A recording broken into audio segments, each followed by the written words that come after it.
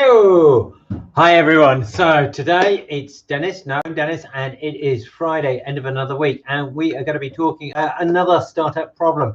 Today's startup problem that we're going to be talking about is copying a business model.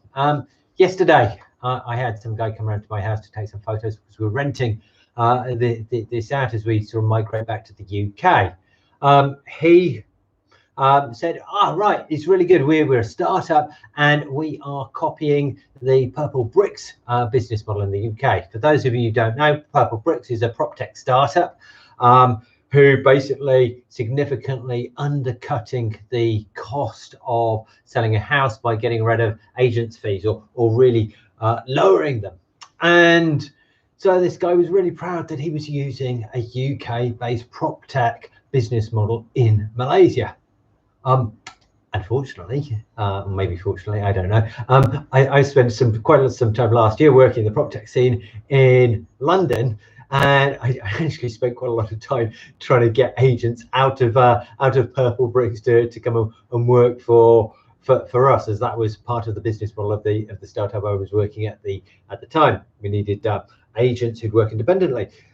And when I thought about how do you apply the Purple Bricks business model to Malaysia, I started coming up with a bunch of reasons why I thought it was not a good idea. I'm not going to go into those reasons right now. It's not really relevant for this call. But there were two reasons why copying and pasting a business model from one country to another doesn't tend to work. And those reasons are, firstly, if you haven't put enough thought into understand how and why a business model works, you're generally unable to execute it. And secondly, with all the cultural differences from one country to another, if you just do a copy and paste, it tends to end up very, very messy, very, very difficult, and is never as successful as you expect it to be. I mean, some people have gone out and done a business model innovation, copied business models very successfully. I mean, the Samware brothers with their Rocket Internet were very successful at spotting trends in the US or elsewhere, and then taking those business models out, applying them into different countries. And certainly I worked with founders of one startup who'd done something pretty similar very successfully out in Hong Kong for them, and then brought something slightly different over to Malaysia. But let's dig in a little bit deeper why these people sort of don't get it, why it doesn't work. And this comes, I think, down to original thought.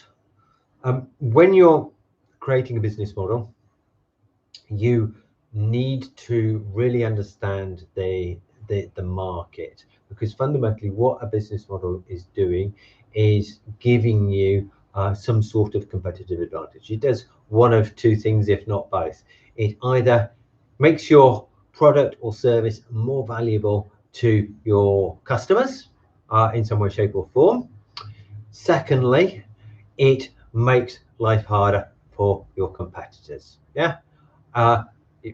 Put simply, it helps you win the war. It stops you being defeated in battle, or it stops you even having to fight battles. It's got to do those two things, and very often, less true for the most powerful ones, but those are harder and more difficult to find.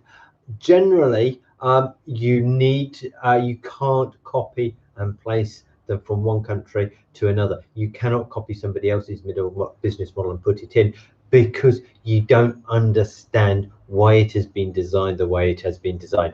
What are the nuances in there? So when we look at a business model canvas, let me no, I can't draw on YouTube Live.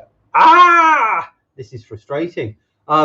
Okay, so I don't have a pen and paper. So when you've got a business model canvas, you put stuff onto the canvas. That's fine, and that is frankly, that's a brain dump, and that's what 90% of people do, and what 90%, how 90% of people waste their time. What you've got then on the canvas is a lens, a way of looking into the future, a way of looking into possibilities and probabilities about what can happen as an entrepreneur as you envision the future.